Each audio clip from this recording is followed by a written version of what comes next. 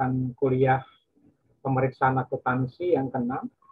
Setelah minggu lalu sudah dilalui ujian tengah semester, kita akan masuk ke kuliah tahap berikutnya, yaitu pemeriksaan akuntansi lanjutan yang ke-6. Ada dua bahasan pada malam hari ini.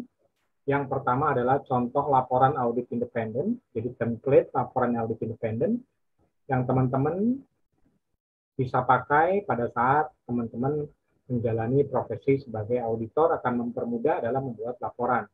Kemudian yang kedua adalah pertimbangan auditor atas kemampuan entitas dalam mempertahankan kelangsungan hidupnya. Kita mulai topik yang pertama, contoh laporan audit independen. Yang pertama adalah KOP-nya. Ya, di sini adalah KOP-nya, laporan auditor independen. Judulnya. Kemudian yang kedua, nomor. Di sini dicontohkan nomor A01 2 Romawi Februari KAK 2021. Ini adalah contoh saja. Teman-teman bisa membuat sesuai dengan versi perusahaan yang diaudit. Kemudian yang kedua, laporan audit independen ini ditujukan kepada direksi dan dewan komisaris. Dicontohkan PT Adiaksa, kemudian alamatnya Jalan Cempaka Putih Raya nomor 47 Jakarta Pusat. Kemudian ada statement setelah penujuan auditornya, yang berikutnya adalah statement dari pihak auditor.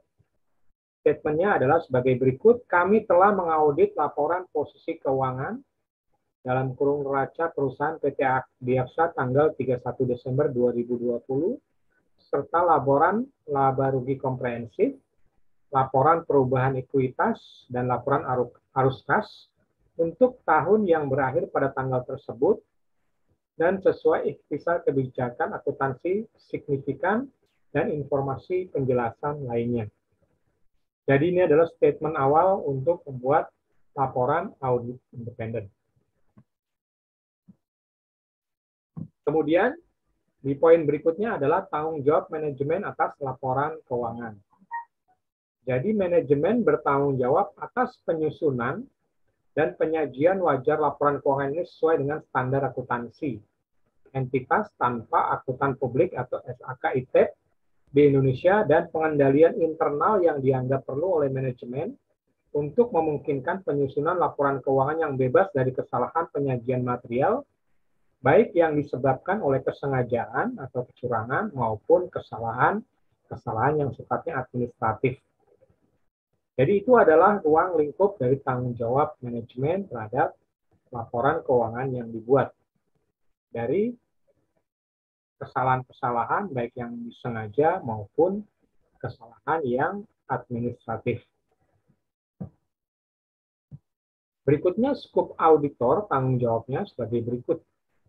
Tanggung jawab kami di sini adalah auditor, adalah untuk menyatakan suatu opini atas laporan keuangan berdasarkan audit kami. Kami melaksanakan audit berdasarkan standar audit yang ditetapkan oleh Institut Akuntansi Publik Indonesia atau IAPI. Standar tersebut mengharuskan kami merencanakan dan melaksanakan audit agar kami memperoleh keyakinan yang memadai bahwa laporan keuangan bebas salah saji material. Jadi kalau tanggung jawab manajemen terhadap laporan keuangannya, kemudian tanggung jawab auditor adalah pada opini dari laporan keuangan yang dibuat oleh manajemen.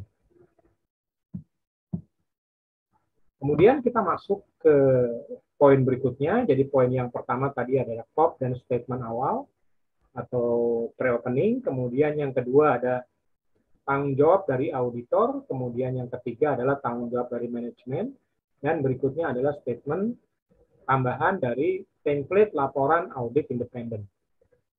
Suatu audit melibatkan pelaksanaan prosedur untuk memperoleh bukti audit tentang angka-angka dan pengungkapan dalam laporan keuangan.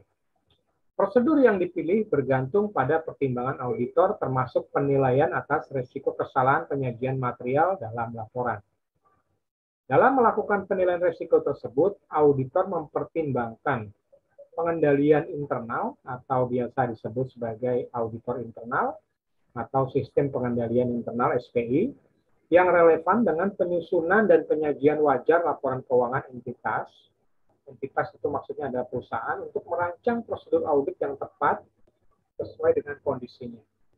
Tetapi bukan tujuan untuk menyatakan opini atas keefektifan pengendalian internal entitas. Suatu audit juga mencakup pengevaluasian atas ketepatan kebijakan akuntansi yang digunakan dan kewajaran estimasi akuntansi yang dibuat oleh manajemen, serta pengevaluasian atas penyajian laporan keuangan secara keseluruhan. Statement berikutnya, kami yakin bahwa bukti audit yang telah kami peroleh adalah cukup dan tepat untuk menyediakan suatu basis bagi opini audit kami. Jadi statement yang terakhir itu menyatakan bahwa opininya sudah didukung oleh bukti-bukti audit yang objektif dan kredibel. Kemudian berikutnya kita masuk ke opininya. Menurut opini kami, laporan keuangan terlampir menyajikan secara wajar. Jadi opini contoh di laporan auditor independen ini adalah bahwa laporan audit yang dibuat, hasil pemeriksaannya terhadap laporan keuangan tadi dinilai wajar. Dalam hal yang material, posisi keuangan perusahaan PT Adiaksa tanggal 31 Desember 2020, serta kinerja keuangan dan arus kasnya. Untuk tahun yang berakhir pada tanggal tersebut sesuai dengan standar akuntansi keuangan entitas tanpa akuntabilitas publik atau SAK IPAP.